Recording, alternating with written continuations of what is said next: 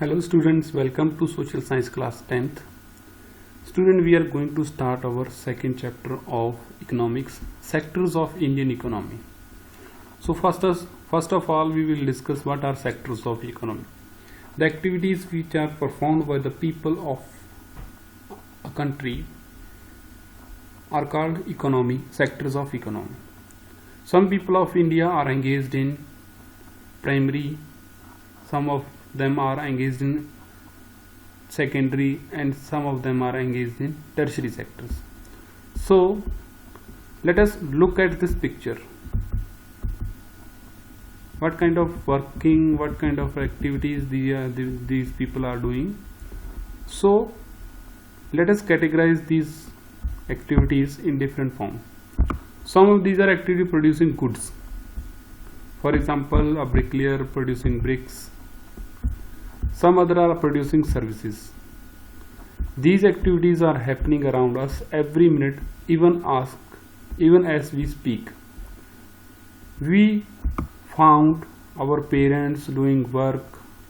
Some of the parents are producing goods, and some of the parents who are giving services.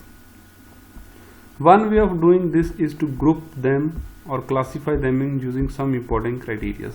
What are primary, what are secondary, and what are tertiary sector activities. So first of all, we will start. We begin with looking at different kinds of economic activities. Let us start.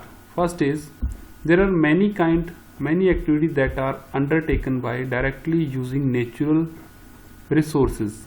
For example, cultivation of cotton take place within a crop season. For the growth of cotton plant, we depend mainly on, but not entirely on, natural factors like rainfall, sunshine, and climate. The product of this activity, cotton, is natural product. Similarly, in this case of an activity like dairy, we are dependent on the biological process of animals and availability of fodder, etc. The product here is milk, is a natural product. Minerals and ores are found in the earth depth. These are also produced by the nature. That is why it is called primary activities. Why it is called primary activities? Because we are using the product made by the nature. We are doing efforts, and these products are made by the nature. We are extracting them. For example, cotton is produced by nature, but we use that cotton for selling. Milk is produced by buffaloes or cows, which is used by us. In the same manner, ores and minerals are produced by the nature, but we are using them. So the activities which are based on the exploiting of natural resources is called primary sector activity, or also called agriculture and related sector activities. Then secondary sector. Secondary sector covers activities which natural product and are changed into other forms. For example, milk is converted into curd and cheese, in which industry is associated. The production in which industry is associated. It is the next step after primary. The product, it is not produced by nature, but has to be made, and therefore some process of manufacturing is essential. This could be in factory, at workshop, or at home. For example, using cotton fiber from the plant, we can make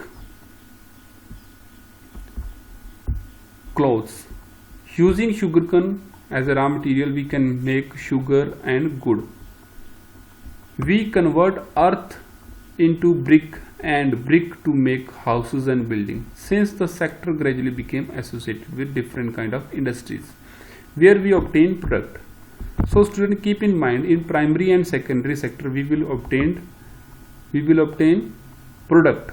In primary sector we obtain product from nature. In secondary we process those product of primary sector into secondary sector and make next usable product. In tertiary sector, primary and secondary sector, there are third category of activity. This is tertiary sector, which is different from above two, in which we do not make any kind of product. These are activities that help in development of primary and secondary sector. These activities by themselves do not produce a good or product. They do not produce any product. For example, goods, but they support for production process. For example, goods that are produced in primary and secondary sector would need to be transported by truck or train, then sold at wholesale and retail shop. At the time, it may be necessary to store in godown. We also may need to talk to other over telephone and send letters or borrow money from banks to help production and trade. So transportation, storage, communication, banking, trade, and some are some examples of tertiary activities in which service is required. Only service is provided by the people who are engaged in tertiary sector. For example, truck driver is driving truck. He is not making any product, but he is giving us service to transport our thing from one place to another place. So these are the kind of services. So students, these are the primary, secondary and tertiary sector activities. In tertiary sector activities, we include service sector also, in which we can have like services like in wide range. For example, from washerman, barber, cobbler, lawyer, people to do administrative work, accounting workers, and new services like internet cafe, ATM booth, call center, software company, etc. became important tertiary sector activities which are very important for us. So these are the three types of activities we are doing in our daily routines. Some are engaged in primary, some are engaged in tertiary, and some people are engaged in tertiary sector, primary, secondary and tertiary sector. So we will do the next topic in next video. Thank you.